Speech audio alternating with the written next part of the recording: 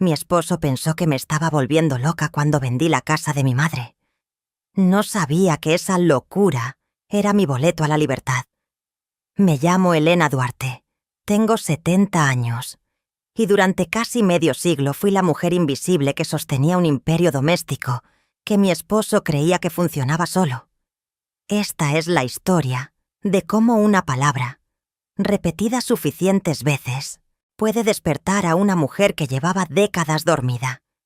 Y de cómo el silencio más poderoso es el que dejas cuando te vas sin dar explicaciones. Déjenme decirles algo que aprendí demasiado tarde en la vida. El desprecio no empieza con gritos. Empieza con suspiros, con miradas de costado, con ese tonito que tu pareja usa cuando te pregunta qué hiciste en todo el día, como si la respuesta fuera nada, cuando la verdad es que hiciste todo. Durante 45 años, yo fui ese todo invisible en la vida de Víctor Duarte. Y él nunca lo vio. O peor aún, lo vio y decidió que no valía nada. Pero antes de contarles cómo terminó todo esto, déjenme pedirles un favor. Si esta historia les está resonando, aunque apenas vamos empezando, si sienten que tal vez conocen a alguien como yo, o incluso se ven reflejados en mi situación, les pido que no se vayan sin dejar su huella aquí. Suscríbanse al canal y activen la campanita, porque créanme, hay cientos de historias como la mía que necesitan ser escuchadas, y su apoyo hace que estos relatos lleguen a más personas que quizá necesitan escucharlos hoy. Un like en este video me ayuda enormemente a seguir compartiendo estas verdades que muchos prefieren callar. Y en los comentarios, cuéntenme, ¿de qué ciudad o país me están escuchando? ¿Conocen a alguien que haya pasado por algo similar? Sus palabras no solo me dan fuerza a mí, sino a todas las mujeres que están aquí buscando sentirse menos solas. Esto es más que un canal. Es una comunidad donde las invisibles finalmente tienen voz. Y cada segundo que dedican a apoyar este contenido es un segundo que le están dando a otra mujer para encontrar su propia historia de liberación. Gracias de corazón por estar aquí. Nací en 1954, en un Monterrey muy diferente al que conocen ahora. Mi familia vivía en la colonia Independencia, en una casa de 2 pisos que mi padre había construido con sus propias manos. Él era albañil, un hombre de complexión fuerte y manos ásperas que olían a cemento incluso los domingos. Mi madre, Refugio, era costurera. Tenía una máquina Singer negra que heredó de su propia madre, y con ella vestía a medio barrio. El sonido de esa máquina fue la banda sonora de mi infancia. Ese tac-tac-tac rítmico que salía de la habitación del fondo desde las 6 de la mañana hasta bien entrada la noche. Éramos 5 hermanos. Yo era la tercera y la única mujer entre 4 hombres. Roberto, el mayor, trabajaba con mi padre desde los 14 años. Javier y Mario, los menores, todavía iban a la escuela cuando yo conocí a Víctor. Mi hermano Tomás, solo un año mayor que yo, era el más cercano a mí. Él fue quien me advirtió, años después, que Víctor no era el hombre que yo creía. Pero para entonces, yo ya estaba demasiado metida en la telaraña como para ver la araña en el centro. En aquellos tiempos, Monterrey era una ciudad en pleno crecimiento industrial. Las fábricas surgían por todos lados, y con ellas, las oportunidades para hombres como mi padre y mis hermanos. Pero para las mujeres como yo, las oportunidades eran diferentes. Nos preparaban para ser buenas esposas, buenas madres, buenas administradoras del hogar. Mi madre me enseñó a coser cuando tenía 8 años. A los 10 ya sabía hacer tortillas perfectamente redondas. A los 12 podía administrar el gasto semanal de la casa mejor que muchas mujeres adultas. La educación formal no era prioridad para las niñas de mi entorno. Terminé la primaria, y eso ya era más de lo que muchas de mis amigas lograron. Mi padre decía que una mujer educada era una mujer respetable, Pero también decía que demasiada educación hacía a las mujeres infelices, porque les daba ideas que no correspondían con su realidad. Así que cuando cumplí 15 años, en lugar de seguir estudiando, empecé a ayudar más a mi madre con los encargos de costura. Aprendí a hacer dobladillos invisibles, a coser botones que nunca se caerían, a reparar rasgaduras de tal manera que nadie notaría que alguna vez estuvieron ahí. Qué ironía, ¿verdad? Pasé mi juventud aprendiendo a hacer invisibles las roturas, sin saber que décadas después yo misma me convertiría en una rotura invisible que nadie quería reparar. Conocí a Víctor Duarte en 1970, durante las fiestas de la Independencia. Yo tenía 16 años y él 21. Era apuesto, con ese tipo de seguridad que tienen los hombres, que saben que el mundo está hecho a su medida. Trabajaba en una ferretería de su tío, pero hablaba de grandes planes. Algún día tendría su propio negocio, decía. Una distribuidora de materiales de construcción que abastecería a toda la zona norte del país. Y lo decía con tal convicción que era imposible no creerle. Me enamoré de esa convicción, de la forma en que sus ojos se iluminaban cuando hablaba del futuro, de cómo incluía, vagamente, un nosotros en esos planes sin haberse declarado siquiera formalmente. Víctor tenía esa habilidad de hacer sentir especial a la gente, sin decir exactamente nada concreto. Era una promesa viviente, y yo, a mis 16 años, quería creer en promesas. Comenzamos a vernos los domingos después de misa. Él llegaba a mi casa con algún detalle. Un pan dulce de la panadería del centro, unas flores que compraba a las vendedoras de la plaza. Cosas pequeñas que para mí, en aquel entonces, significaban el universo. Mi padre lo aprobaba porque Víctor era trabajador y católico. Mi madre lo aprobaba porque venía de buena familia y tenía ambiciones. Mis hermanos lo aprobaban porque era buen conversador y sabía de fútbol. Nadie me preguntó si yo lo aprobaba.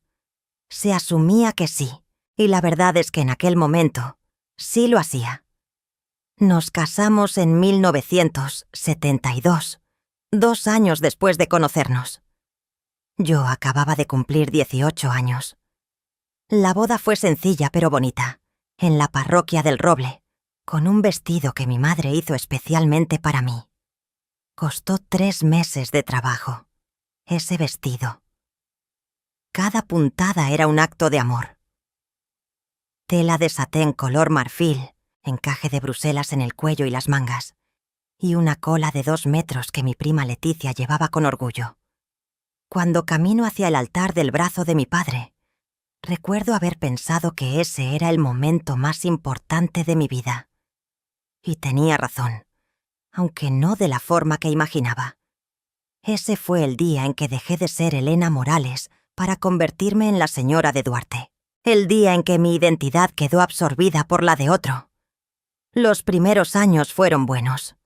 O eso me gusta pensar cuando miro hacia atrás con honestidad. Víctor trabajaba largas horas en la ferretería, aprendiendo cada aspecto del negocio.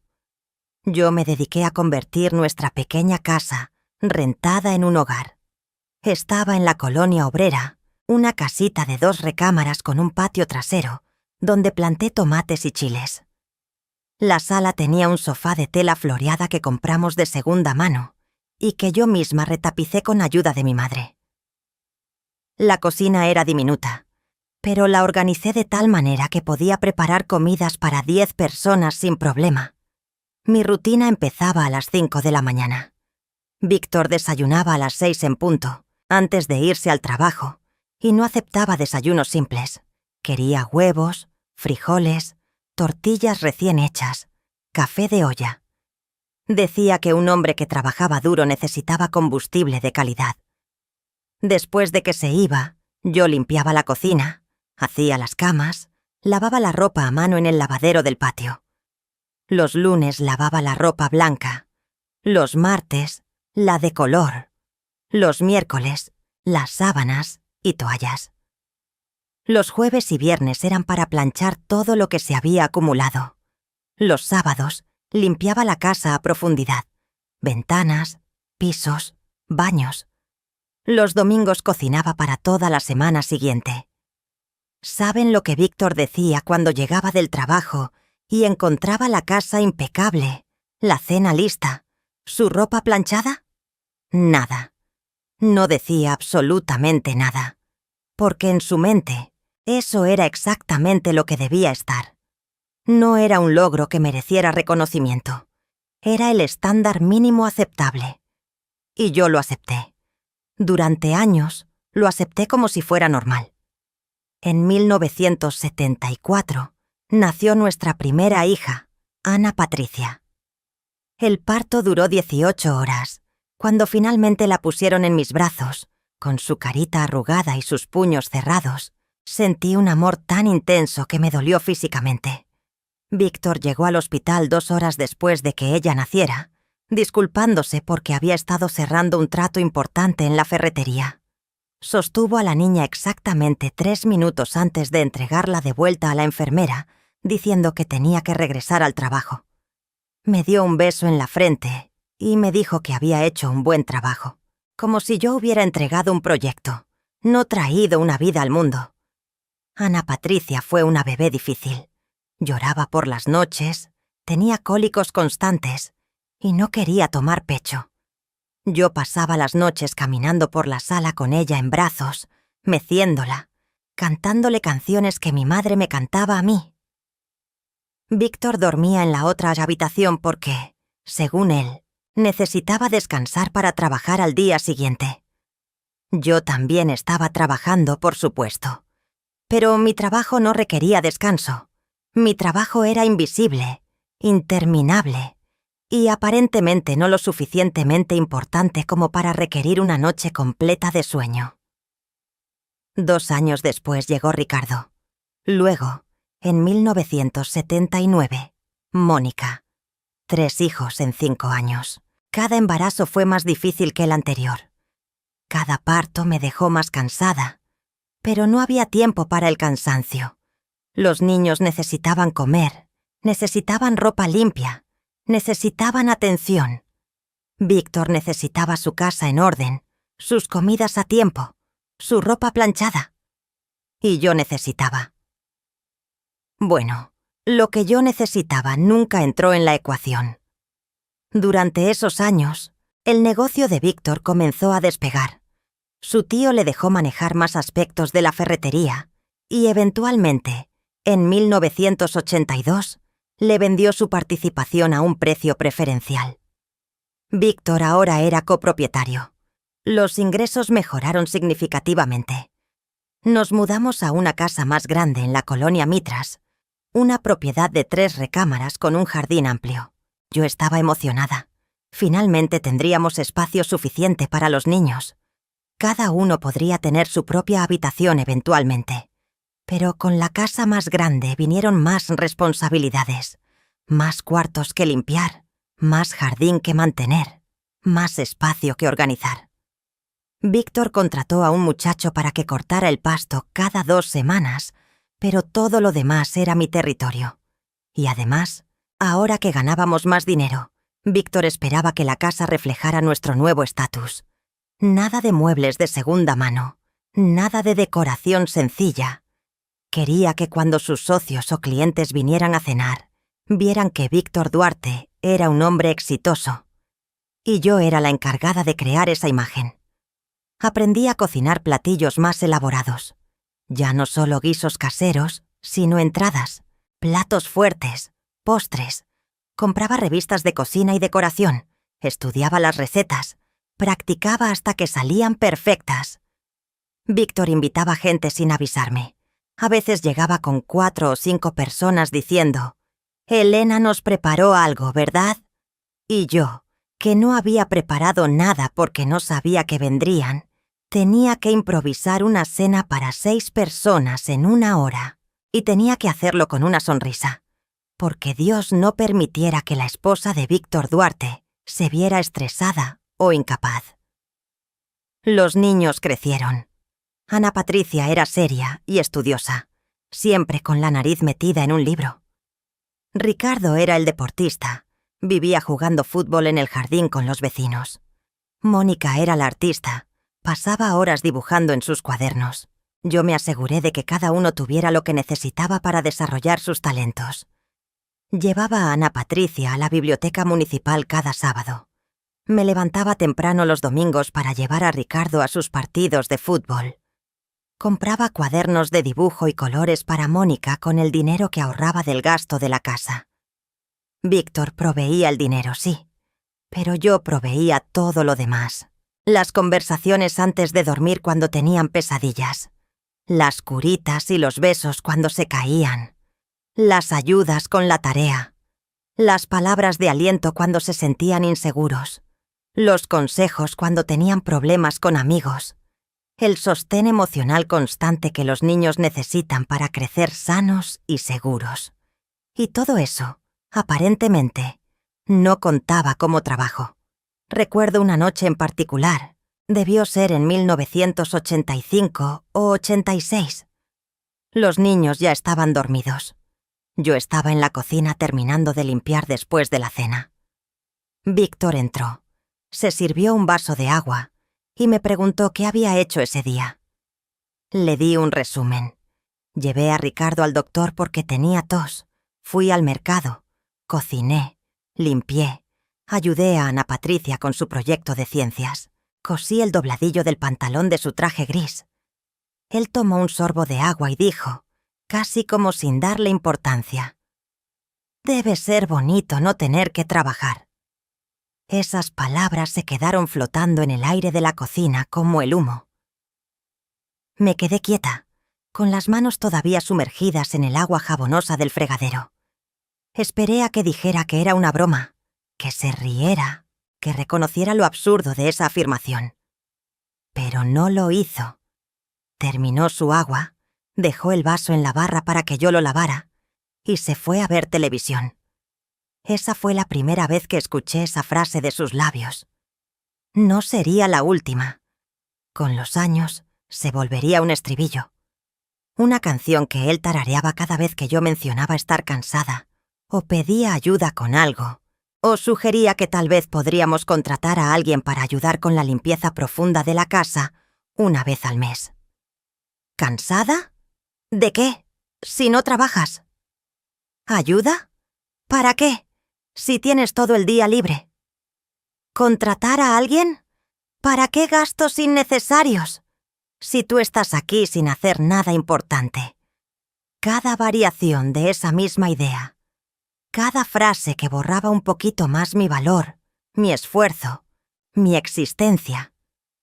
Y lo peor es que empecé a creerlo. Empecé a pensar que tal vez tenía razón, que tal vez yo era afortunada de no tener que trabajar, que tal vez mis días llenos de tareas invisibles no eran realmente trabajo porque no venían con un cheque quincenal. Pero aquí viene la ironía más grande, la que no descubrí hasta muchos años después. Mientras Víctor me decía que yo no trabajaba, yo era una pieza fundamental de su éxito. Cuando la ferretería se expandió en 1987 y abrieron una segunda sucursal, ¿quién creen que llevaba los libros de contabilidad desde casa? Yo. Víctor traía las facturas, los recibos, todos los papeles, y yo los organizaba. Registraba las entradas y salidas, conciliaba las cuentas. Pasaba horas cada semana con calculadora en mano, asegurándome de que cada peso estuviera contabilizado. ¿Me pagaban por eso? No. ¿Aparecía mi nombre en algún lado como parte del equipo de la ferretería? No. ¿Recibía reconocimiento? Ni siquiera eso. Cuando necesitaban organizar el inventario anual, ¿quién iba a la bodega a contar y registrar cada artículo? Yo. Cuando tenían que preparar propuestas para clientes grandes, ¿quién pasaba en limpio los presupuestos en la máquina de escribir primero y después en la computadora cuando finalmente compraron una? Yo. Cuando Víctor tenía cenas importantes con proveedores o clientes potenciales, ¿Quién preparaba comidas de restaurante en casa para impresionarlos y ahorrar el costo del restaurante? Yo. Trabajaba para el negocio familiar sin salario, sin prestaciones, sin siquiera el título de empleada. Y cuando preguntaba a Víctor si podía poner mi nombre, al menos en los documentos oficiales como socia o algo, se reía. ¿Para qué? Si tú no entiendes de negocios, Elena, solo ayudas un poquito con el papeleo. El negocio lo manejo yo. El papeleo, como si organizar toda la contabilidad fuera solo un poquito de ayuda. Los años pasaron en esa rutina. Los niños crecieron y eventualmente se fueron de casa. Ana Patricia fue la primera. Se fue a estudiar medicina a Guadalajara en 1992. Recuerdo el día que la llevamos a la terminal de autobuses. Ella estaba emocionada, ansiosa por empezar esta nueva etapa. Yo estaba destrozada, aunque traté de no demostrarlo. Mi niña, mi primera bebé, se iba. La casa se sentiría vacía sin sus libros por todos lados, sin su risa, sin nuestras conversaciones nocturnas en la cocina, mientras yo preparaba el almuerzo del día siguiente. Víctor estaba orgulloso, por supuesto. Su hija sería doctora. Pero no se le ocurrió pensar que tal vez yo también estaba orgullosa, y triste, y asustada y emocionada todo al mismo tiempo. No se le ocurrió preguntarme cómo me sentía. Después de dejarla en la terminal, en el camino de regreso a casa, lo único que dijo fue: «Bueno, ahora tendrás más tiempo libre. Tal vez puedas ayudar más en la ferretería». Ricardo se fue en 1995 para estudiar ingeniería en Chihuahua. Mónica en 1997 para estudiar diseño gráfico en la Ciudad de México. Y de repente, después de 25 años de tener la casa llena de vida, ruido, risas, problemas, tarea, uniformes escolares, partidos de fútbol y recitales escolares, me encontré en una casa silenciosa con un hombre que apenas me hablaba, más allá de decirme qué quería de comer. Ese debería haber sido mi momento. El nido vacío que tantas mujeres temen. Pero, ¿saben qué? Yo estaba emocionada. Pensé que finalmente Víctor y yo podríamos reconectarnos, que podríamos ser una pareja de nuevo, no solo dos personas que compartían un espacio. Imaginé viajes juntos, cenas tranquilas, conversaciones largas como las que teníamos cuando éramos novios. Qué ingenua fui. Lo que sucedió fue lo opuesto. Con los niños fuera, ya no había buffer entre nosotros.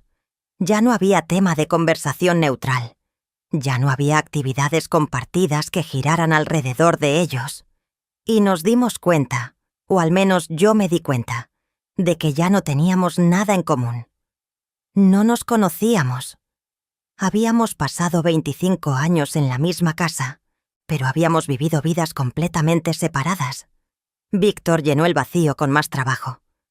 La ferretería ahora tenía 4 sucursales en diferentes ciudades del norte. Viajaba constantemente.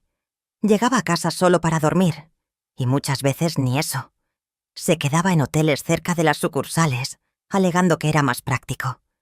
Y yo me quedaba en esa casa grande y silenciosa, cocinando para una, limpiando espacios que nadie ensuciaba, esperando que sonara el teléfono. Llamaba a mis hijos seguido.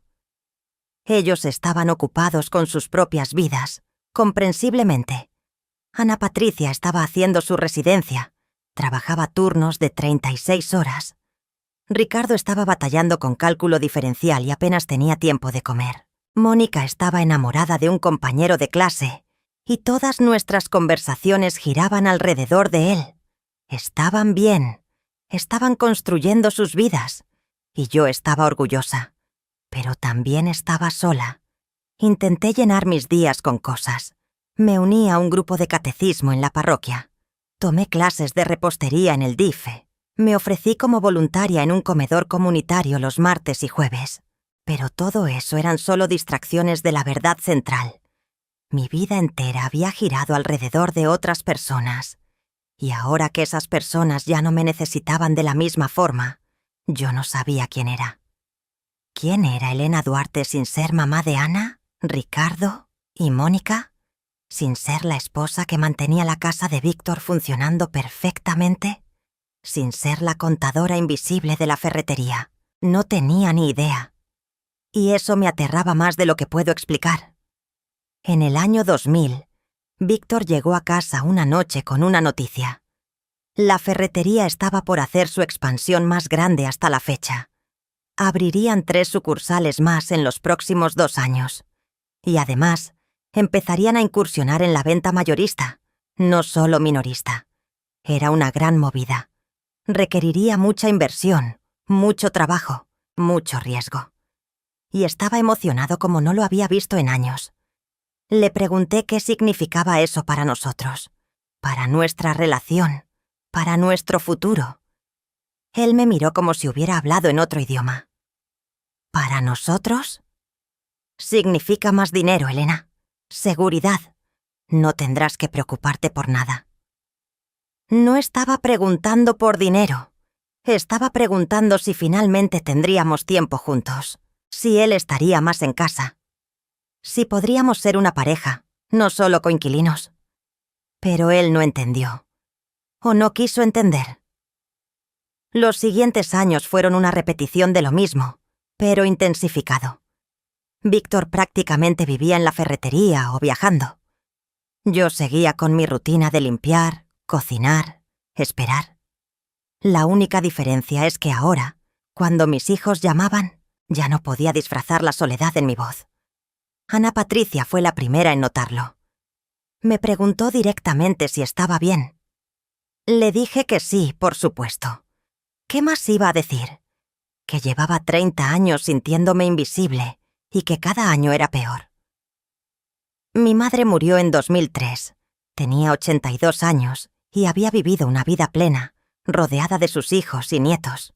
Pero su muerte me golpeó de una forma que no esperaba, porque cuando estaba arreglando sus cosas, encontré sus cuadernos. Eran diarios que había llevado durante años, y en ellos descubrí que ella también se había sentido invisible, que ella también había trabajado incansablemente sin reconocimiento, que ella también se había preguntado si eso era todo lo que la vida tenía para ofrecerle, pero ella nunca hizo nada al respecto. Aceptó ese rol hasta el final. Y yo me di cuenta de que estaba siguiendo exactamente el mismo camino. Me vi a mí misma en 30 años, muriendo en esa casa grande y vacía, habiendo pasado mi vida entera sirviendo a otros, sin haberme servido nunca a mí misma. Y algo dentro de mí se rompió. O tal vez se despertó. No estoy segura. Después del funeral de mi madre, heredé su casa. Era la misma casa donde crecí, en la colonia Independencia. Estaba vieja, necesitaba reparaciones, pero estaba en una zona que se había valorizado mucho a lo largo de los años. Mis hermanos no la querían. Roberto vivía en Texas, Javier en Puebla, Mario en Querétaro. Tomás había fallecido 5 años antes de un infarto.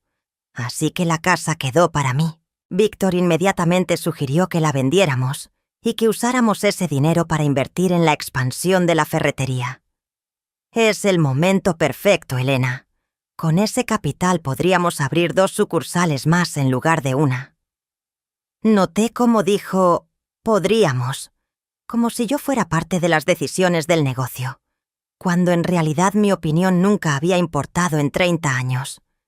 Pero esta vez, algo era diferente. Le dije que no, que esa casa era mía, mi herencia, y que yo decidiría qué hacer con ella. Él se sorprendió. Creo que fue la primera vez en nuestro matrimonio que le dije no, directamente sobre algo que él quería. Se molestó, por supuesto. Dijo que estaba siendo egoísta, que no pensaba en el bienestar de la familia, que estaba desperdiciando una oportunidad. Pero yo mantuve mi postura. No vendí la casa de mi madre inmediatamente. En lugar de eso, empecé a ir allí seguido. Al principio solo para limpiarla, organizarla, decidir qué hacer con los muebles y pertenencias. pero pronto se convirtió en mi refugio. Era el único lugar donde podía estar sola con mis pensamientos, sin sentir la presión de las expectativas de Víctor. Me sentaba en el porche trasero, donde mi madre solía sentarse a tomar café por las tardes, y solo pensaba. Pensaba en mi vida, en las decisiones que había tomado, en las que me habían impuesto, en los sueños que había tenido de niña y que había olvidado por completo. ¿Saben? De niña yo quería ser maestra. Me encantaba la idea de estar frente a un salón de clases, enseñando a leer a los niños, viendo sus caritas iluminarse cuando entendían algo nuevo. Pero cuando lo mencioné a los 16 años, mi padre dijo que era una tontería, que yo me casaría y tendría mis propios hijos para enseñar. Y así fue. Nunca fui maestra. Fui solo mamá, solo ama de casa, solo la esposa invisible de Víctor Duarte. Un día, estaba limpiando el closet de mi madre y encontré una caja de zapatos llena de dinero. No era una fortuna, pero eran varios miles de pesos. Dinero que ella había estado ahorrando a lo largo de los años, peso por peso, de lo que sobraba del gasto de la casa. Junto al dinero había una nota escrita a mano en su letra temblorosa. Para mis gastos, por si acaso. ¿Por si acaso qué, mamá? Pensé. ¿Por si acaso necesitabas escapar? ¿Por si acaso querías hacer algo solo para ti? ¿Por si acaso el hombre con el que dormías cada noche resultaba ser un extraño? Nunca lo sabré. Pero ese dinero me hizo pensar. Me hizo darme cuenta de que tal vez mi madre sí había pensado en irse. Tal vez sí había soñado con algo diferente. Pero nunca se atrevió. Y yo decidí que no iba a ser como ella. No iba a morir con una caja de zapatos llena de por si acasos sin usar. En 2004, algo cambió en mi relación con Víctor. O mejor dicho, algo se rompió definitivamente. Fue durante una cena que organizó en la casa. Había invitado a varios socios importantes de la ferretería con sus esposas. Yo había pasado 2 días preparándome. Limpieza profunda de la casa, preparación de un menú elaborado, arreglo de la mesa con nuestra mejor vajilla y cristalería. La cena fue bien. La comida quedó deliciosa. El ambiente era agradable. Y entonces, después de la cena, mientras estábamos en la sala tomando café, uno de los socios, don Armando, me dijo: «Elena, estuvo exquisita la cena. ¿A qué te dedicas cuando no estás cocinando maravillas?». Era una pregunta inocente, cortés. Y yo estaba por responder algo sobre mi voluntariado o mis clases de repostería, cuando Víctor se adelantó. Se rió y dijo: «Elena no trabaja, Armando. Es ama de casa. Se la pasa aquí en la casa todo el día». El tono, ese maldito tono, como si ama de casa fuera sinónimo de inútil, como si estar aquí en la casa todo el día significara no hacer absolutamente nada de valor. Lo dijo con una sonrisa, con ligereza, como si fuera una broma inofensiva. Pero yo sentí cada palabra como una bofetada. Y lo peor fue que nadie dijo nada. Las otras esposas, que también eran amas de casa, se miraron entre sí incómodamente, pero permanecieron calladas. Los otros socios sonrieron educadamente y cambiaron de tema. Y yo me quedé ahí sentada, con una sonrisa congelada en la cara, sintiendo cómo algo dentro de mí moría un poquito más. Esa noche, después de que todos se fueron, después de lavar todos los platos, guardar toda la comida sobrante, limpiar la cocina hasta dejarla impecable, fui a la recámara. Víctor ya estaba acostado, viendo televisión. Le dije: «¿Por qué dijiste eso hoy, frente a todos?». Él ni siquiera volteó a verme. Dije que no trabajo, que me la paso aquí todo el día, como si no hiciera nada. Entonces sí volteó, con esa expresión de confusión genuina que es casi peor que el enojo. «¿Y no es verdad? No tienes un trabajo, Elena. Aquí estás, en la casa. No estoy diciendo nada malo. Es un hecho». «Pero sí trabajo. Cocino. Limpio, llevo tu contabilidad, organizo tus eventos, mantengo esta casa funcionando, crié a tus hijos. Nuestros hijos, me interrumpió. Y sí, haces esas cosas, pero no es trabajo, es solo lo que hacen las esposas, como si el trabajo doméstico no contara, como si no tuviera valor real, como si cualquiera pudiera hacerlo, así que no merecía reconocimiento. Traté de explicarle, de hacerle entender que el trabajo doméstico es trabajo, que mantener un hogar requiere habilidades, tiempo, esfuerzo. Pero fue como hablarle a una pared. Él simplemente no lo veía. Esa conversación se repitió varias veces en los años siguientes. Cada vez que yo mencionaba sentirme infravalorada, él lo descartaba. Cada vez que intentaba explicarle cuánto trabajo hacía yo, él comparaba con su día de trabajo como si fuera una competencia. Yo estoy en la ferretería desde las 7 de la mañana hasta las 8 de la noche. ¿Tú qué tanto haces en ese tiempo? Cocinas, tal vez limpias un poco. No es lo mismo. Y yo empecé a creerlo. Empecé a sentir que tal vez tenía razón, que tal vez yo era afortunada de solo tener que mantener una casa, que tal vez me estaba quejando de nada, que tal vez era yo la que estaba mal por sentirme así. Pero había otra parte de mí, una parte pequeña pero persistente, que sabía que no era verdad, que sabía que mi trabajo tenía valor, aunque nadie más lo reconociera. Esa parte de mí guardaba cada comentario despectivo, cada mirada de desdén, cada vez que Víctor minimizaba mi esfuerzo. Los guardaba como evidencia. ¿De qué? No lo sabía todavía, pero los guardaba.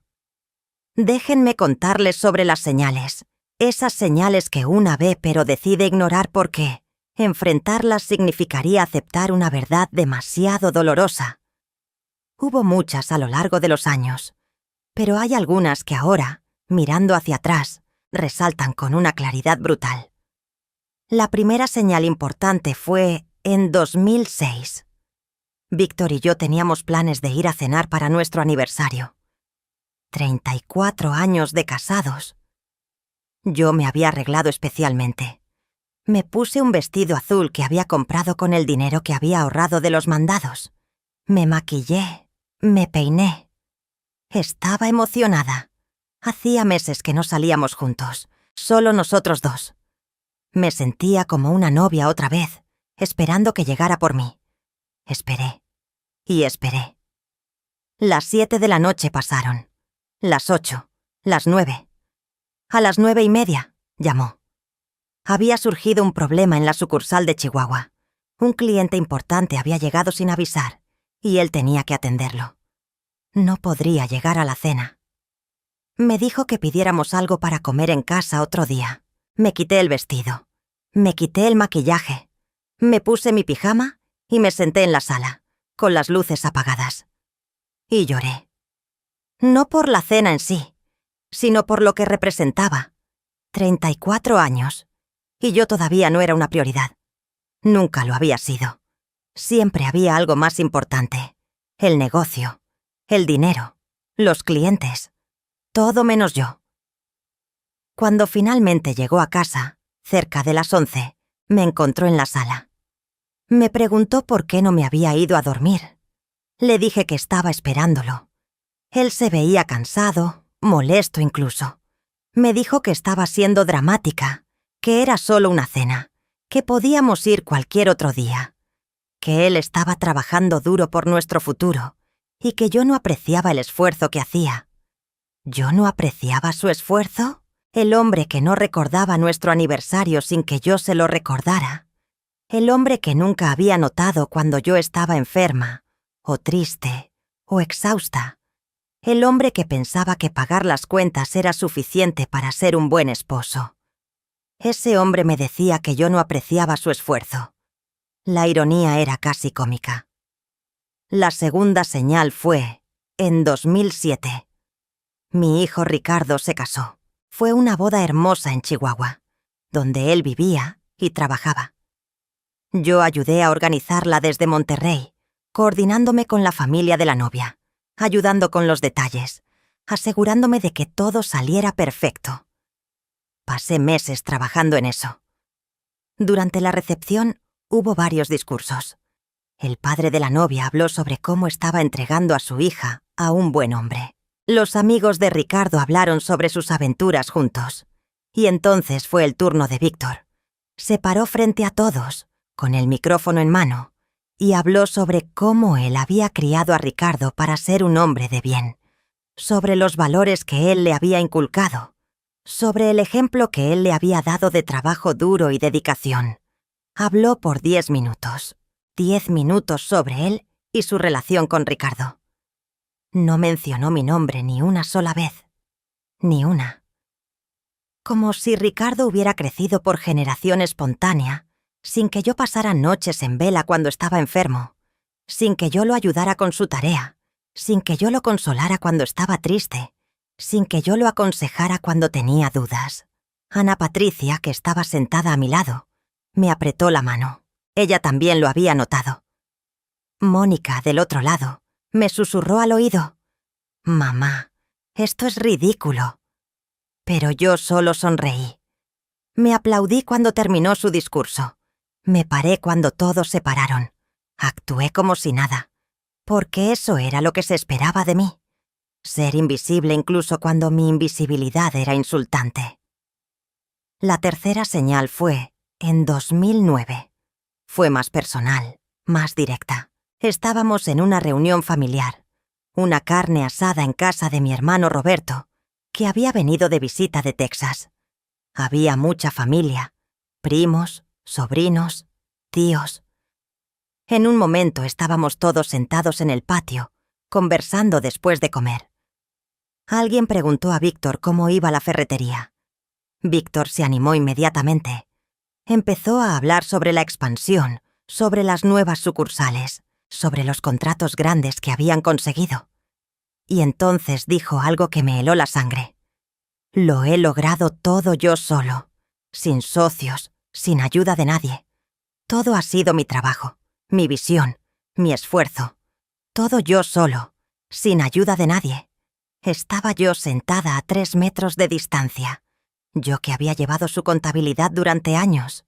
Yo que había organizado sus inventarios. Yo que había recibido a sus clientes en mi casa y los había impresionado con mis comidas. Yo que había sacrificado mi propia identidad para apoyar su visión. Y él decía que lo había logrado solo. Mi hermano Roberto me miró. Conocía la historia. Sabía cuánto había trabajado yo para ese negocio sin recibir un peso ni un reconocimiento. Abrió la boca para decir algo, pero yo negué con la cabeza. No quería crear una escena. No quería arruinar la reunión familiar. Así que dejé que Víctor siguiera hablando sobre sus logros solitarios, mientras yo me comía mi orgullo en silencio. La cuarta señal fue en 2010. Esa fue particularmente dolorosa. Víctor decidió que quería remodelar la casa. Quería una cocina más moderna, un baño principal más lujoso, una sala de estar más amplia. Contrató a un arquitecto, diseñadores, constructores. Y en ningún momento me preguntó qué quería yo. ¿Qué me gustaría a mí en la cocina donde pasaba la mayor parte de mi tiempo? ¿Qué necesitaba yo en el baño que usaba todos los días? ¿Qué deseaba yo en los espacios que yo mantenía funcionando? Cuando intenté dar mi opinión, me dijo que no me preocupara, que el arquitecto sabía lo que hacía. Cuando insistí, se molestó. Me dijo que era muy complicada, que nunca estaba conforme con nada, que él estaba gastando una fortuna en mejorar la casa, y yo solo me quejaba. No estaba quejándome. Solo quería ser parte de las decisiones sobre el espacio donde yo vivía. La remodelación duró 6 meses. Fueron 6 meses de caos, polvo, ruido, obreros por todos lados, no poder cocinar adecuadamente, no poder limpiar como yo quería. Y al final, cuando todo estuvo terminado, la casa se veía hermosa, moderna, elegante y completamente impersonal. No había nada de mí en esa casa. Era la visión de Víctor materializada en concreto y diseño de interiores. Yo solo vivía ahí. La quinta señal fue en 2011. Esa fue la gota que empezó a llenar el vaso, aunque todavía faltaba mucho para que se derramara. Fue durante otra de sus cenas de negocios, esta vez en un restaurante elegante del centro. Había varios socios con sus esposas, y en algún momento de la conversación, uno de ellos preguntó: «¿Y Elena, a qué se dedica?». Antes de que pudiera responder, Víctor soltó una risita, y dijo: «Elena es mantenida, yo la mantengo». Lo dijo como si fuera una broma, como si fuera gracioso. Los otros hombres rieron incómodos. Las esposas se miraron entre sí sin saber qué decir. Y yo sentí algo quebrarse dentro de mí. Mantenida. Esa palabra. Como si yo fuera una carga. Como si él me estuviera haciendo un favor al permitirme existir. Como si 39 años de mantener su casa, criar a sus hijos, apoyar su negocio y ser su esposa no valieran absolutamente nada. Era solo una mantenida, una carga financiera, un gasto necesario pero no particularmente valioso. Esa noche, en el camino de regreso a casa, le dije lo ofensivo que había sido ese comentario. Él me dijo que estaba siendo demasiado sensible, que era obvio que estaba bromeando, que todos sabían que él me apreciaba. Le pregunté cómo exactamente me apreciaba si nunca me lo demostraba, si constantemente minimizaba mi trabajo, si me trataba como si fuera invisible. Se enojó. Dijo que estaba harto de mis quejas constantes, que nunca estaba conforme con nada, que no sabía apreciar todo lo que él me daba. «Te doy una casa bonita, dinero para lo que necesites, seguridad. ¿Qué más quieres, Elena?». Quería ser vista, quería ser valorada, quería importar, pero no pude decir eso porque sabía que no lo entendería, o peor, que lo entendería y no le importaría. La sexta señal fue en 2012. Para entonces, llevaba casi un año yendo regularmente a la casa de mi madre. Había decidido no venderla todavía. La estaba arreglando poco a poco, reparando cosas, pintando, organizando. Me daba un proyecto, algo que era completamente mío. Víctor pensaba que era un desperdicio de tiempo y dinero, pero como la casa era legalmente mía, no podía hacer mucho al respecto más que quejarse. Un día llegué a casa después de haber pasado la tarde en la casa de mi madre. Había estado pintando la sala, tenía manchas de pintura en la ropa, estaba cansada pero satisfecha. Víctor estaba en la cocina, buscando algo de comer. Me vio llegar y frunció el ceño. «¿Dónde estabas? No hay cena preparada». Le expliqué que había estado en la casa de mi madre, trabajando en la remodelación. Él bufó. «Perdiendo el tiempo en esa casa vieja mientras descuidas tus responsabilidades aquí. Soy tu esposo, Elena.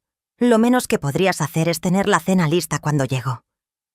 Lo menos que podría hacer. 40 años de matrimonio. Y lo menos que podía hacer era tenerle la cena lista. No importaba que yo también hubiera estado trabajando todo el día.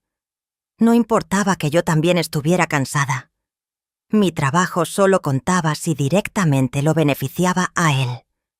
Le dije que podía prepararse algo o que podíamos pedir comida. Se molestó.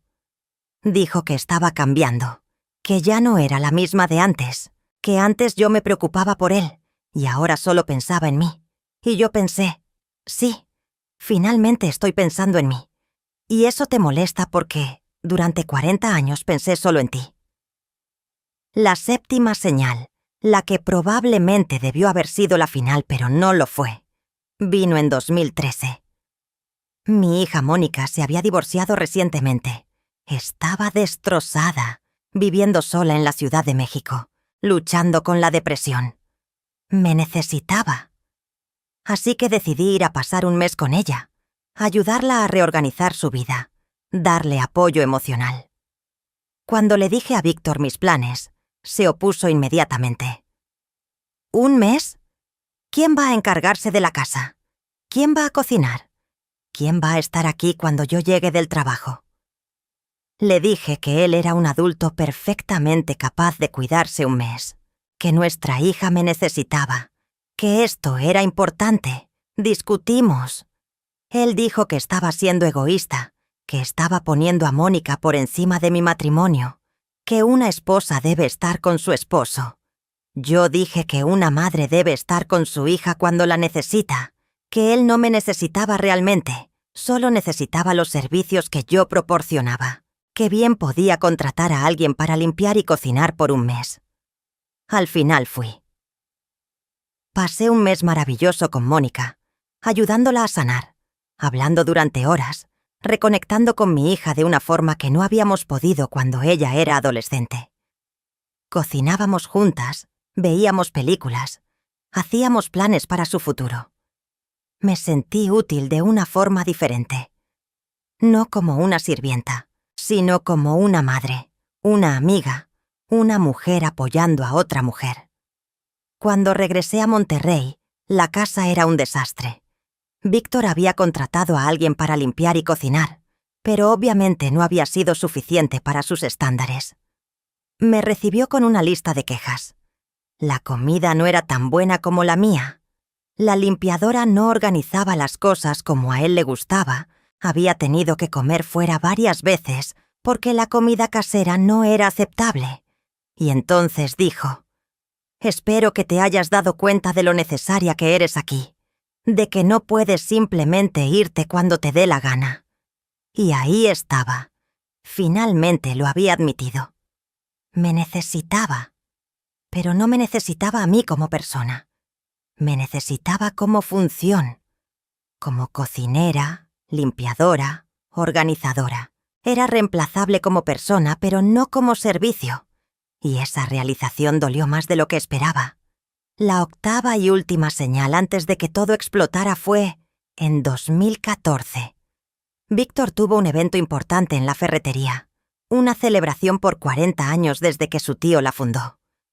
Fue un evento grande, con clientes, proveedores, empleados, familiares. Hubo discursos, reconocimientos, premios. En algún punto del evento, el maestro de ceremonias llamó a Víctor al escenario. Le entregaron una placa conmemorativa, reconociendo su trabajo y dedicación al negocio. Víctor dio un discurso emotivo sobre los años de esfuerzo, los sacrificios que había hecho, las dificultades que había superado. Habló sobre su familia, mencionando a nuestros 3 hijos y lo orgulloso que estaba de ellos. No me mencionó, ni una sola vez. Yo estaba sentada en la primera fila, con nuestros hijos a mi lado. Ana Patricia me apretó la mano tan fuerte que casi me dolió. Ricardo tenía la mandíbula tensa. Mónica tenía lágrimas en los ojos, y no eran de alegría. Mis hijos veían lo que yo había estado ciega a ver durante años. Su padre no me valoraba. Nunca lo había hecho. Después del evento, Ana Patricia me llevó aparte. Me dijo: «Mamá, ¿por qué sigues con él?» Y yo no supe qué responder. ¿Por qué seguía? ¿Por costumbre? ¿Por miedo? Porque después de 42 años no sabía cómo ser otra cosa que no fuera la esposa de Víctor Duarte. Le dije que era complicado, que ella no entendía, que el matrimonio requiere sacrificios. Ella me miró con una mezcla de tristeza y frustración. «Mamá, tú has sacrificado suficiente, más que suficiente. ¿Cuándo va a ser tu turno de ser feliz?» Esa pregunta me persiguió durante meses. ¿Cuándo sería mi turno? ¿Tenía derecho a un turno? Después de una vida entera de poner a otros primero, ¿era egoísta querer algo para mí? Estas preguntas daban vueltas y vueltas en mi cabeza, especialmente en las noches cuando Víctor ya estaba dormido y yo me quedaba despierta, mirando el techo, preguntándome cómo había llegado a este punto. Y entonces llegó el momento que cambió todo. El momento en que la paciencia se acabó, en que el vaso finalmente se derramó. Fue en marzo de 2015, un sábado por la tarde. Habíamos sido invitados a una carne asada en casa de uno de los socios de Víctor. Don Armando, el mismo que años antes me había preguntado a qué me dedicaba. La reunión era grande, tal vez unas 30 personas. Estábamos en el jardín de su casa, que era enorme y estaba hermosamente decorado. Las esposas de los socios estaban en un grupo, conversando. Los hombres en otro, hablando de negocios como siempre. Yo estaba con las mujeres, escuchando más que hablando. Una de ellas, Laura, estaba contando sobre su nuevo trabajo como coordinadora de eventos. «Es maravilloso tener algo propio, ¿saben?», decía con entusiasmo. «Algo que es completamente mío, donde lo que yo hago cuenta, donde mi esfuerzo se reconoce». Otras mujeres asentían. Algunas también trabajaban fuera de casa. Otras, como yo, eran amas de casa. En algún punto, no recuerdo exactamente cómo surgió el tema, empezamos a hablar sobre el trabajo doméstico. Laura mencionó que a veces se sentía culpable por contratar a alguien para limpiar su casa, pero que su trabajo no le dejaba tiempo. Otra mujer, Patricia, dijo que ella había calculado una vez cuánto costaría contratar a alguien para hacer todo lo que una ama de casa hace, y la cifra era sorprendentemente alta. «No es que el trabajo de la casa no sea importante», dijo Patricia. «Es que no se valora. Nadie te paga, nadie te agradece, nadie lo ve como trabajo real». Varias mujeres asintieron. Yo también asentí, sintiendo que finalmente alguien estaba poniendo en palabras lo que yo había sentido durante años. Y entonces escuché la voz de Víctor desde el otro grupo. Estaba hablando más alto de lo normal, probablemente por los tragos que llevaba encima. «El problema con las mujeres», decía, «es que quieren que todo lo que hacen sea reconocido como si fuera la gran cosa. Mi esposa, por ejemplo, se queja de que trabaja mucho». «¿Trabajo? Si no sale de la casa. Cualquiera puede hacer lo que ella hace». Se me heló la sangre. Las mujeres a mi alrededor se quedaron calladas, mirándome con una mezcla de pena y solidaridad. Pero Víctor no había terminado. «Yo trabajo 12 horas al día para mantenerla. Lo mínimo que puede hacer es tener la casa limpia y la comida lista. Pero no, ahora resulta que eso es trabajo y merece reconocimiento. Por favor». Los otros hombres se reían incómodos. Algunos, al menos, tenían la decencia de verse avergonzados. Don Armando intentó cambiar de tema, pero Víctor estaba en racha. «Las mujeres de ahora quieren ser mantenidas, pero también quieren ser tratadas como si fueran exitosas. Escoge uno, ¿no? O trabajas y te mantienes sola, o te mantienes sola en tu casa, pero no las dos cosas». Algo dentro de mí se rompió en ese momento. No fue un rompimiento silencioso, de los que había experimentado tantas veces antes. Fue algo diferente. Fue como si todas las piezas de un rompecabezas finalmente cayeran en su lugar. Como si después de 43 años, finalmente viera la imagen completa. Y era horrible. Me levanté. No dije nada. Simplemente me levanté y caminé hacia el grupo de hombres. Víctor me vio acercarme y sonrió, probablemente pensando que iba a servirle más bebida o algo así. En lugar de eso, me paré frente a él y dije, lo suficientemente alto para que todos escucharan: «¿Quieres que escoja uno, Víctor? Perfecto, ya escogí». Se rió, sin entender. «¿Escogiste qué, Elena?» «Escoger mantenerme sola, sin ti». La sonrisa desapareció de su cara. «¿Qué estás diciendo? Que acabas de darme claridad sobre algo que he estado considerando durante años. Me voy, no hoy, no mañana, pero pronto, muy pronto, y vas a descubrir exactamente cuánto trabajo hacía yo». Me di la vuelta y me fui de esa casa. Caminé las 6 cuadras de regreso a nuestra casa porque, Había venido con Víctor y no iba a esperarlo. Mientras caminaba sentía algo extraño en el pecho. Tardé un momento en identificarlo. Era alivio. Después de décadas de sentirme atrapada, de sentirme invisible, de sentirme infravalorada, finalmente había dicho en voz alta lo que había estado pensando en silencio. Y se sentía liberador. Cuando llegué a casa, me fui directo a la habitación que usábamos como estudio. Saqué todos los documentos importantes, escrituras de propiedad, cuentas bancarias, inversiones, todo. Empecé a revisarlos uno por uno, tratando de entender exactamente cuál era mi situación financiera. No era algo que hubiera hecho antes. Víctor siempre manejaba las finanzas. Yo solo administraba el gasto de la casa, pero no sabía cuánto dinero teníamos realmente, dónde estaba, qué estaba a nombre de quién. Y descubrí cosas interesantes. La casa donde vivíamos estaba a nombre de los dos, por lo que legalmente me correspondía la mitad. Había 2 cuentas de inversión, una a nombre de Víctor únicamente, otra a nombre de los dos.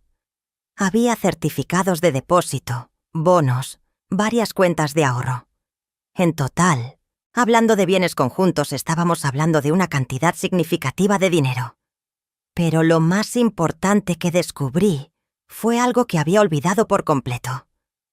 Cuando se abrió la segunda sucursal de la ferretería, en 1987, Víctor no tenía suficiente capital. Necesitaba un préstamo del banco. El banco pidió garantías, y Víctor puso como garantía la casa de mi madre, que en ese momento todavía vivía, por supuesto. Mi madre había firmado los papeles, confiando en que su yerno pagaría el préstamo, lo cual hizo, eventualmente. Pero ese detalle se me había olvidado. Mi madre había arriesgado su patrimonio para ayudar a Víctor a expandir su negocio, y él nunca lo había reconocido. Nunca le había agradecido. Nunca había mencionado que sin ese respaldo, su preciada expansión no hubiera sido posible. Y ahora esa casa era mía. La casa que había sido la garantía para su éxito. La ironía era perfecta. Víctor llegó a casa como 1 hora después. Entró gritando, buscándome. «¡Elena! ¿Qué demonios fue eso? Me hiciste quedar como un idiota frente a todos». Me encontró en el estudio, rodeada de documentos. Se detuvo en la puerta, viendo los papeles esparcidos por todos lados. «¿Qué estás haciendo?» «Educándome sobre nuestra situación financiera», dije calmadamente. Algo que debí haber hecho hace años. ¿Nuestra situación financiera? ¿Desde cuándo te importa eso? Desde que decidí que voy a necesitar saber exactamente qué me corresponde cuando nos divorciemos. Se rió. Una risa nerviosa, incrédula. ¿Divorciarnos? Elena, estuviste tomando sol demasiado tiempo en ese jardín. Estás hablando tonterías. No son tonterías, Víctor. Y no empecé a pensar en esto hoy. Llevo años pensándolo. Hoy solo fue la gota que derramó el vaso. ¿Por un comentario que hice? ¿Estás hablando en serio? Estaba tomando, Elena. No lo decía en serio. Pero sí lo decías en serio, respondí, mirándolo directamente a los ojos. Eso es exactamente lo que piensas. Lo has demostrado durante 43 años. El alcohol solo te dio el valor de decirlo en público. Se sentó en el sofá del estudio, de repente viéndose cansado. No puedes dejarme, Elena. Somos una familia. Tenemos una vida juntos. Tenemos una historia juntos. Lo corregí. Pero eso no es lo mismo que una vida. Una vida implica que ambos participamos, que ambos importamos. En nuestra vida, solo tú importas. Yo solo existo para hacerte la existencia más cómoda. Eso no es cierto. ¿No? ¿Cuándo fue la última vez que me preguntaste cómo estaba? ¿Qué quería? ¿Qué necesitaba? ¿Cuándo fue la última vez que me trataste como a una persona en lugar de como a una empleada que no tienes que pagar? No respondió. porque no había respuesta. Los dos lo sabíamos. Esa noche dormimos en habitaciones separadas. Bueno, él durmió. Yo pasé la noche entera despierta, planeando, porque una cosa era decir que me iba, y otra muy diferente era realmente hacerlo. Tenía 70 años. No había trabajado formalmente en mi vida. No tenía carrera, no tenía currículum, no tenía ingresos propios. Divorciarme significaría desestabilizar todo lo que conocía, y eso daba miedo. Pero, ¿saben qué daba más miedo? Quedarme. Pasar los últimos años de mi vida en esta casa, con este hombre, sintiéndome invisible, infravalorada, sin importancia. Morir algún día sin haber hecho nunca nada solo para mí. Sin haber sido nunca Elena Morales, solo la señora de Duarte. Eso era aterrador de una forma completamente diferente. Los siguientes días fueron tensos. Víctor intentó varias estrategias. Primero, actuar como si nada hubiera pasado. Después, cuando vio que yo iba en serio, intentó ser amable. Me traía flores. Me preguntaba cómo estaba. Ofrecía llevarme a cenar. Era obvio que estaba asustado.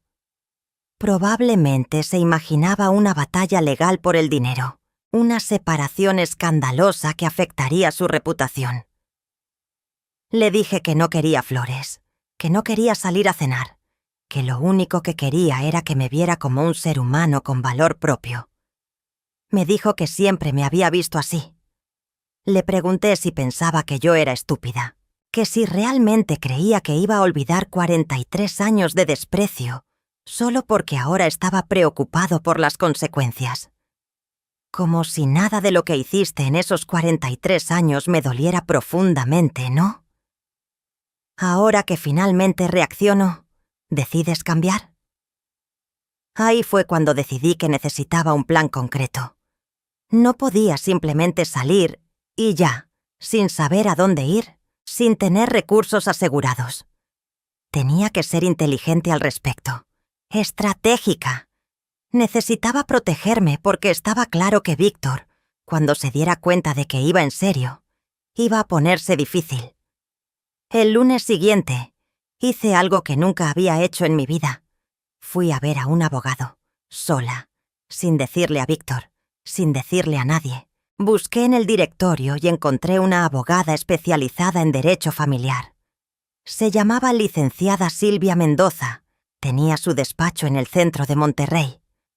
Cuando entré a su oficina, me sentía como una criminal, como si estuviera haciendo algo malo al buscar protección legal. Es increíble cómo te condicionan a sentir culpa por cuidarte a ti misma. Silvia era una mujer de unos 50 años, con una presencia firme pero amable.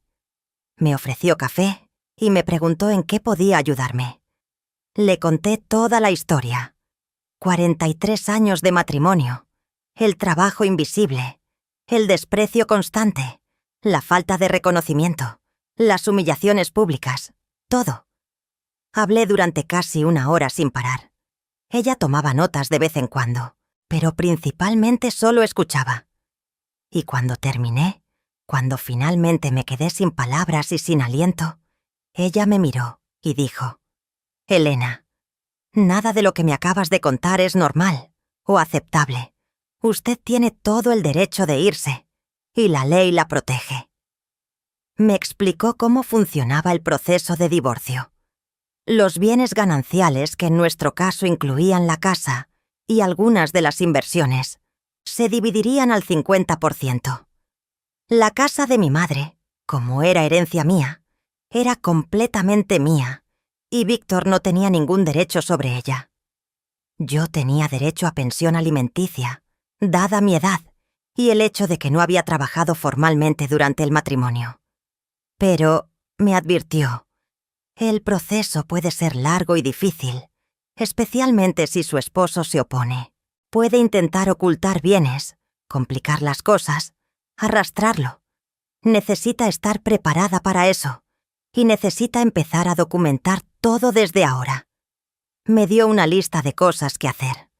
Abrir una cuenta bancaria a mi nombre únicamente, Empezar a guardar copias de todos los documentos financieros, hacer un inventario de todos los bienes de la casa, guardar evidencia de cualquier ingreso o gasto. Era como prepararse para una guerra, y en cierto sentido, lo era. Salí de esa oficina sintiéndome abrumada pero también empoderada. Por primera vez en mi vida, estaba tomando control. Estaba haciendo algo activo para cambiar mi situación, en lugar de solo aceptarla pasivamente. Era aterrador, pero también emocionante. Los siguientes meses fueron de preparación silenciosa. Abrí una cuenta bancaria en un banco diferente al que usábamos Víctor y yo. Empecé a transferir pequeñas cantidades del dinero del gasto de la casa a esa cuenta. 100 pesos aquí, 200 allá. Cantidades que no se notarían, pero que se acumularían con el tiempo. Era mi fondo de emergencia, mi plan de escape. Hice copias de todos los documentos importantes, escrituras, contratos, estados de cuenta bancarios, declaraciones de impuestos. Los guardé en una caja de seguridad que renté en el banco. También hice un inventario completo de la casa. Muebles, electrodomésticos, obras de arte, joyas. Todo lo que tenía valor. Por si acaso Víctor intentaba esconder o vender cosas. Y empecé a trabajar en la casa de mi madre con más dedicación. La remodelación estaba casi terminada. Las paredes estaban frescamente pintadas, los pisos reparados, la plomería y electricidad actualizadas. Los muebles viejos habían sido donados o vendidos, reemplazados por cosas sencillas pero funcionales que yo misma había comprado. Era una casa pequeña, solo 2 recámaras, pero era acogedora. Era mía. Y estaba empezando a parecerme un hogar. Víctor notó que estaba pasando cada vez más tiempo allá. Me preguntaba qué hacía, por qué tardaba tanto. Le decía que estaba terminando la remodelación, que quería dejarla bonita antes de decidir qué hacer con ella. Él insistía en que la vendiera. Esa casa solo te está costando dinero en mantenimiento y reparaciones. Véndela y usa ese dinero para algo útil. Para él, algo útil seguramente significaba invertir en la ferretería. Pero yo tenía otros planes. En agosto de 2015, tomé una decisión importante. Iba a vender la casa, pero no para darle el dinero a Víctor o invertirlo en su negocio. Iba a vender la casa y usar ese dinero para financiar mi nueva vida. La casa estaba en una zona valorizada. Con la remodelación que había hecho, podría vender por un precio muy bueno. Ese dinero sería mi seguridad financiera, mi libertad. Contraté a un agente de bienes raíces, una mujer joven y eficiente llamada Carla.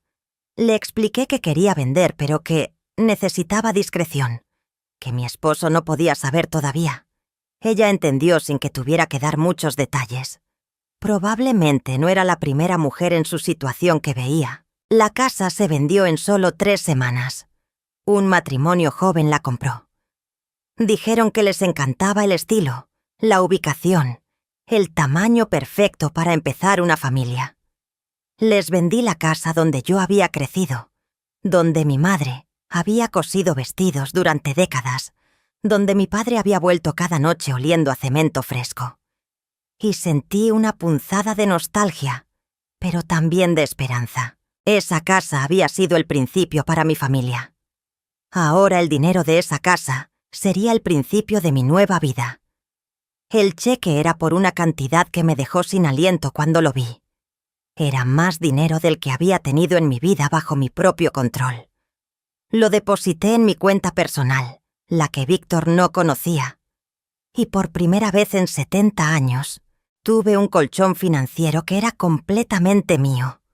Con ese dinero, hice varias cosas. Primero, pagué 6 meses de renta por adelantado en un departamento pequeño que había encontrado en la Colonia del Valle. Un lugar modesto, un edificio de 3 pisos sin elevador, departamento en el segundo piso. Una recámara, una cocina integral pequeña, una sala comedor, un baño. Nada lujoso, pero era mío, solo mío.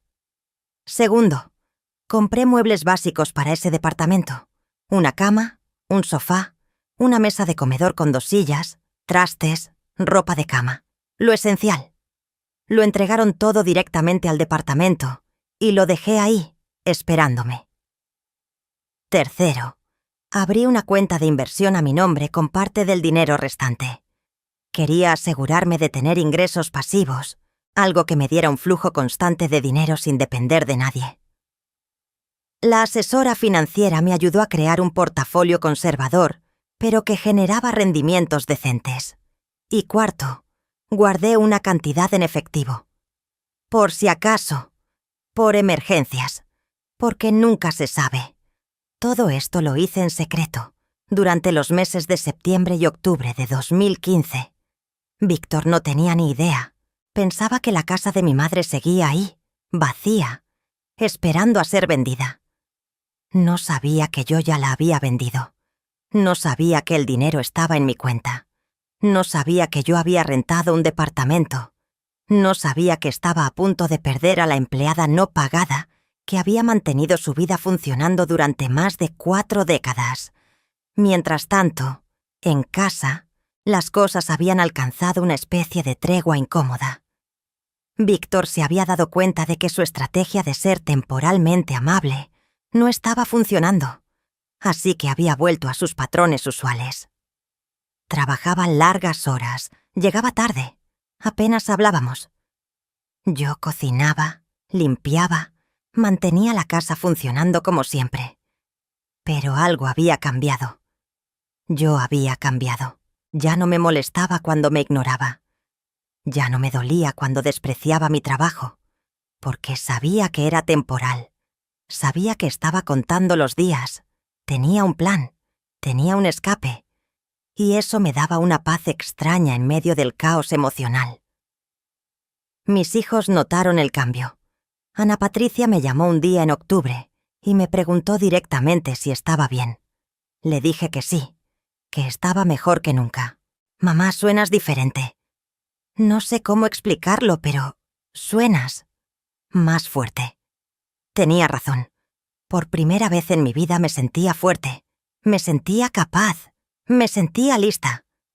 En noviembre empecé a mover mis cosas personales al departamento, poco a poco, para que no se notara. Algunas fotos familiares de mi recámara, libros que eran míos, algunas joyas que mi madre me había dejado, ropa que sabía que iba a necesitar. No mucho, porque tampoco tenía tanto que fuera realmente mío. La mayoría de las cosas en esa casa eran de Víctor o para Víctor. Mi vida cabía en unas cuantas cajas, y entonces llegó diciembre. Decidí que ese sería el mes, que no iba a empezar el año 2016 en esa casa, con ese hombre, viviendo esa vida. Iba a empezar el año nueva, libre, yo misma. El día que escogí fue el 15 de diciembre, un martes. Nada particularmente especial sobre esa fecha, excepto que Víctor había mencionado que estaría en Chihuahua toda la semana, supervisando una de las sucursales. Estaría fuera de la ciudad. No estaría ahí para detenerme, para convencerme, para complicar las cosas. Era perfecto. Los días previos fueron surrealistas. Sabía que cada cena que cocinaba sería la última que cocinaría en esa cocina. Cada vez que limpiaba, sabía que sería la última vez que limpiaría esa casa. Cada noche que me acostaba en esa cama, sabía que sería una de las últimas veces. Y en lugar de sentir tristeza, sentía anticipación. El lunes 14 de diciembre, Víctor se fue a Chihuahua. Me dio un beso mecánico en la frente antes de irse, como siempre. Me dijo que regresaría el viernes. Yo dije que aquí estaría cuando volviera. Mentí. Pero después de 43 años de ser invisible, creo que me había ganado el derecho a una mentira piadosa. En cuanto se fue, empecé. Llamé a mis 3 hijos. Les dije que necesitaba hablar con ellos, que era urgente. Ana Patricia pudo conseguir un vuelo ese mismo día desde Guadalajara. Ricardo condujo desde Chihuahua. Mónica tomó el autobús desde la Ciudad de México. Los tres llegaron esa noche, preocupados, preguntándose qué había pasado. Cuando estuvieron todos sentados en la sala, les dije que me iba a divorciar de su padre, que ya había tomado la decisión, que ya tenía plan, que solo quería que lo supieran, que no se enteraran después de que ya hubiera pasado todo. La reacción de cada uno fue diferente pero predecible. Ana Patricia, siempre la práctica, inmediatamente empezó a hacer preguntas sobre la logística. ¿Dónde iba a vivir? ¿Tenía dinero? ¿Había hablado con un abogado? Ricardo estaba callado, procesando. Finalmente dijo: «Entiendo, mamá, y te apoyo. Pero, ¿estás segura? Es una decisión grande». Mónica estaba llorando, pero no de tristeza. «Finalmente, mamá». Dios, finalmente. Les expliqué todo. El departamento que había rentado, el dinero de la venta de la casa de mi abuela, los planes que había hecho, la cuenta bancaria separada, las copias de los documentos. Vieron que no era una decisión impulsiva, que lo había pensado, que estaba preparada. «¿Cuándo?», preguntó Ana Patricia. «Mañana», respondí. «Me voy mañana». Esa noche, mis 3 hijos se quedaron conmigo.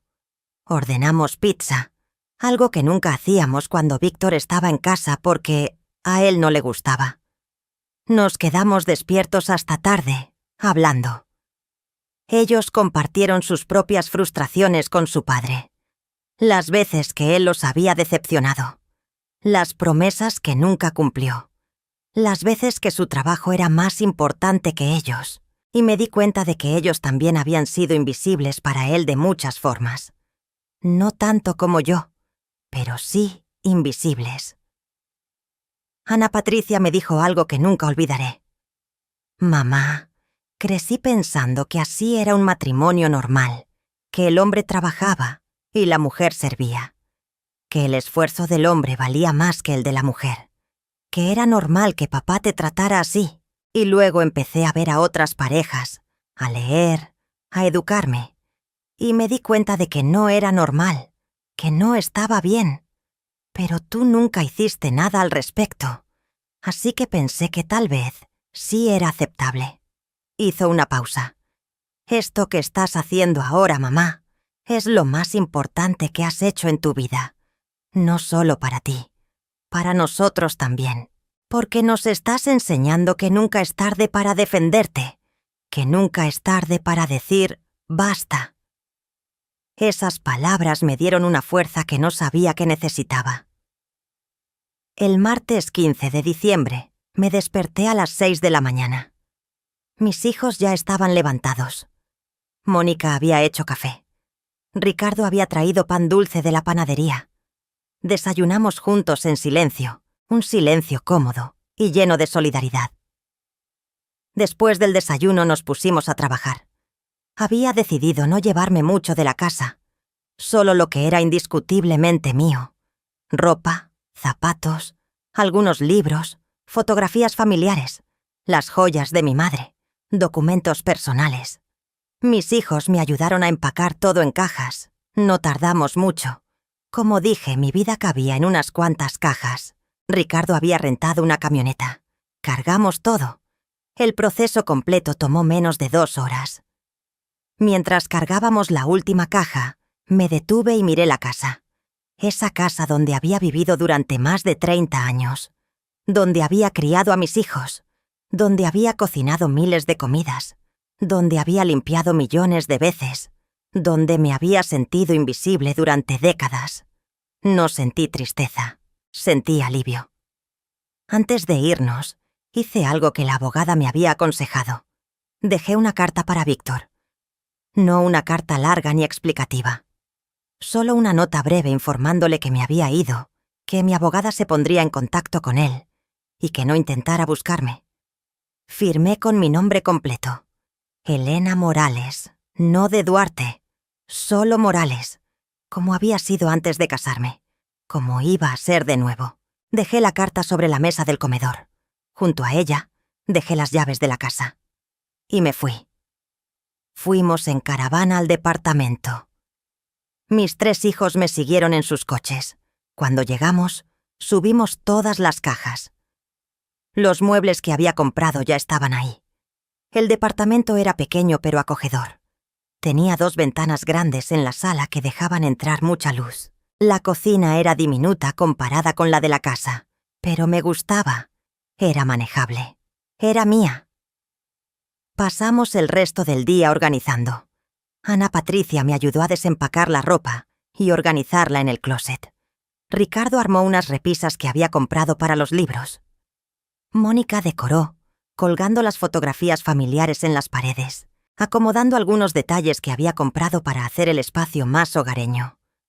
Para la noche, el departamento ya se veía como un hogar. Pequeño, modesto, pero completamente mío. Ordenamos comida china para celebrar. Mónica compró una botella de vino espumoso. Brindamos.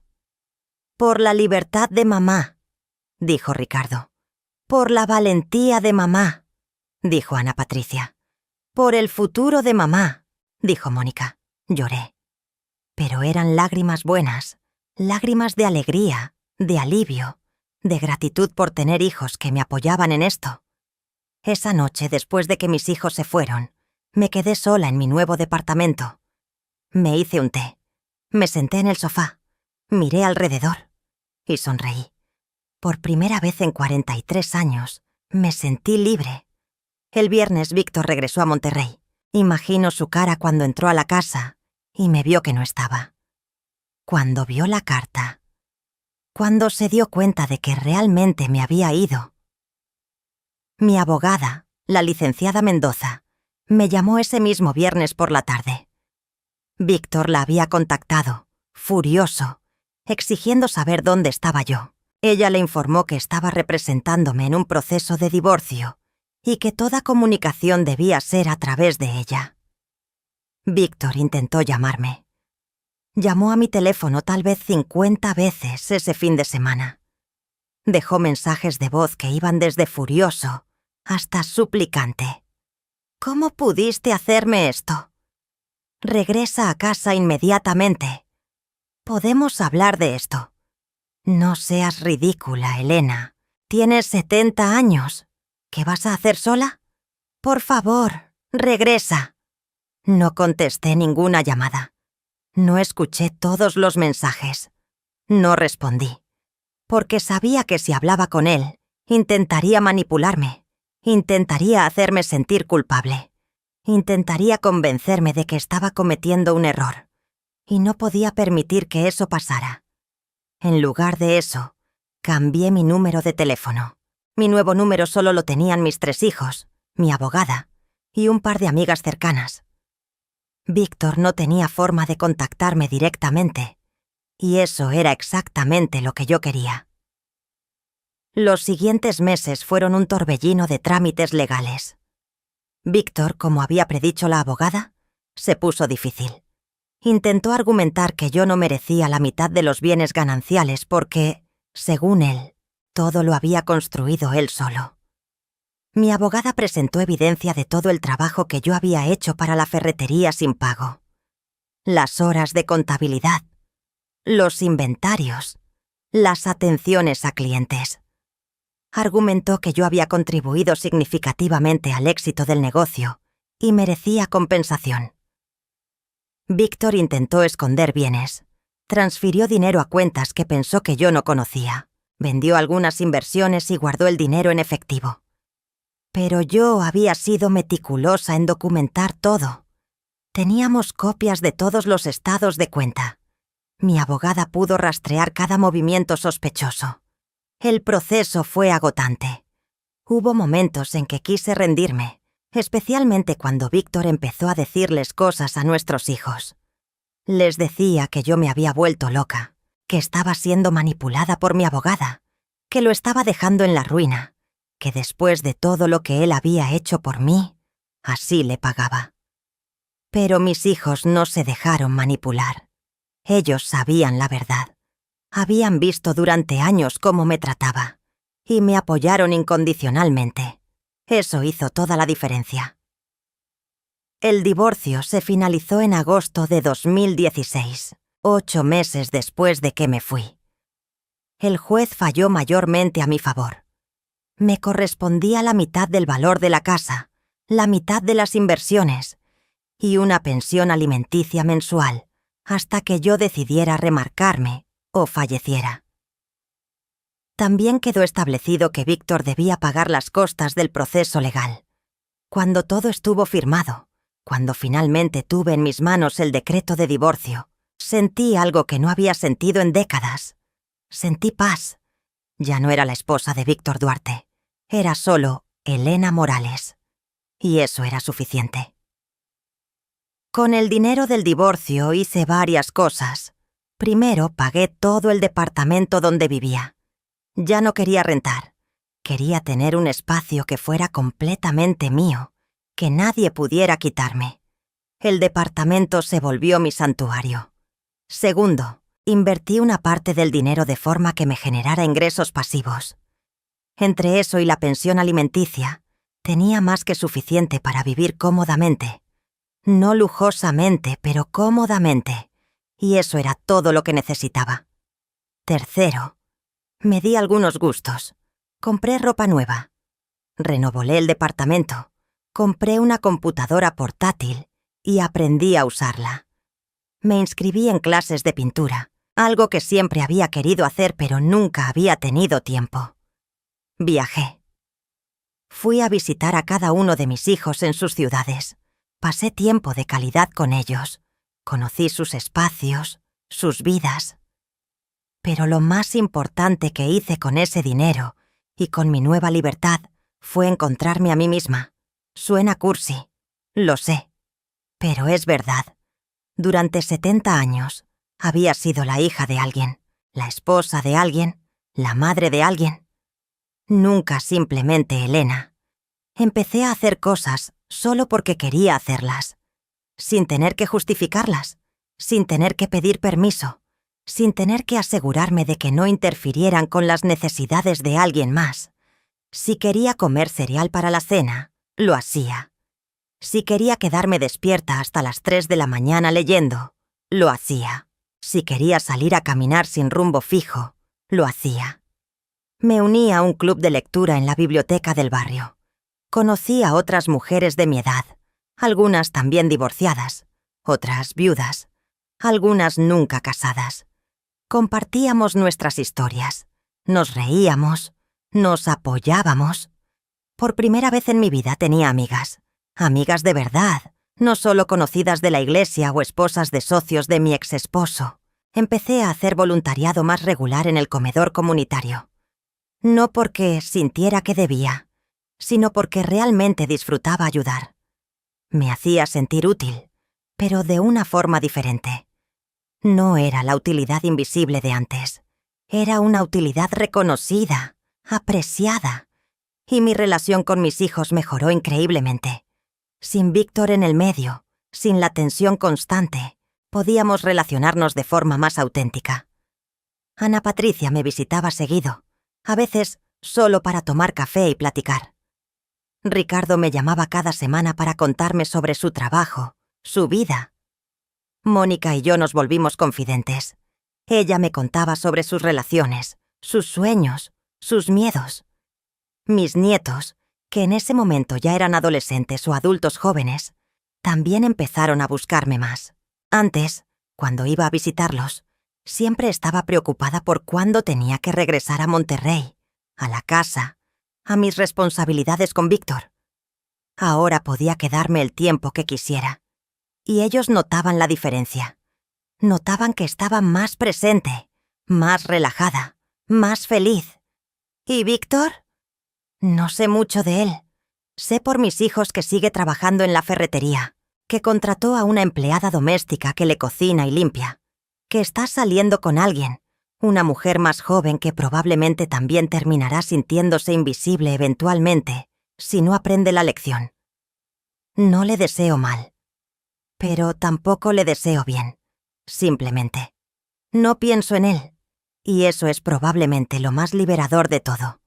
Durante 43 años, Mi vida giró alrededor de él. Ahora, él es solo una nota al pie en mi historia, no el capítulo principal. A veces, en las noches, me siento en mi pequeño balcón con una taza de té y pienso en todo lo que pasó, en la mujer que era hace 2 años, asustada, invisible, sintiéndose sin valor. Y luego pienso en la mujer que soy ahora, libre, visible, sabiendo mi valor. Y me siento orgullosa. Hoy tengo 72 años. Han pasado casi 2 años desde que me fui de esa casa, desde que firmé esos papeles de divorcio, desde que empecé a vivir mi propia vida. Y déjenme decirles algo. Estos han sido los 2 mejores años de mi vida. ¿Fue fácil? No. Hubo noches de duda, momentos de miedo, veces en que me preguntaba si había hecho lo correcto, si no estaba siendo egoísta, si debería haber intentado una vez más hacer funcionar el matrimonio. Pero esos momentos pasaban, y cada vez que pasaban, me sentía más segura de mi decisión, porque la verdad es que no puedes hacer funcionar un matrimonio cuando solo una persona está trabajando en él. Durante 43 años, yo trabajé sola. Víctor estaba ahí físicamente, pero nunca emocionalmente, nunca como pareja real. Y eso no era un matrimonio. Era una empleada viviendo con su jefe. Aprendí muchas cosas en estos 2 años. Aprendí que nunca es tarde para empezar de nuevo. Aprendí que el trabajo doméstico es trabajo real y valioso, sin importar si viene con un cheque o no. Aprendí que merezco respeto, reconocimiento, amor. Aprendí que está bien poner mis necesidades primero de vez en cuando. Aprendí que soy más fuerte de lo que pensaba. Y aprendí que hay toda una vida esperándome al otro lado del miedo. A las mujeres que están escuchando esto, y que tal vez se ven reflejadas en mi historia, déjenme decirles algo. Ustedes también merecen más. Merecen ser vistas. Merecen ser valoradas. Merecen ser amadas. No solo toleradas. Merecen una vida donde no sean invisibles. Y nunca es tarde para reclamar esa vida. Tuve que esperar hasta los 70 años para aprender esa lección. Pero prefiero haberla aprendido tarde que nunca. Prefiero haber tenido 2 años de verdadera libertad que 0. Prefiero morir siendo Elena Morales, la mujer que encontró su valor, que morir siendo la señora de Duarte, la esposa invisible. Si hay algo que quiero que se lleven de mi historia, es esto. El trabajo que hacen tiene valor. Ustedes tienen valor. No necesitan la validación de nadie más para saberlo. Y si alguien en su vida constantemente les hace sentir lo contrario, si alguien menosprecia su esfuerzo, si alguien los hace sentir invisibles, tienen el derecho de irse. Tienen el derecho de escoger ustedes mismas.